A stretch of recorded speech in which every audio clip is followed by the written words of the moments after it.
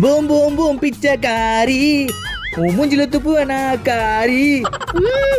நான் முறைக்கிற. ஆமா என்னது கையில இது? இது மூஞ்சில போறது. இத போட்டா மூஞ்சி பல பலன்னு ஆயிடும். அப்படியா? அப்ப மாமா குளிச்சிட்டு வந்துரு, இது ரெடியா வச்சுக்கோ. நானே இதை போட்டு பல பலன்னு ஆயிடுறேன்.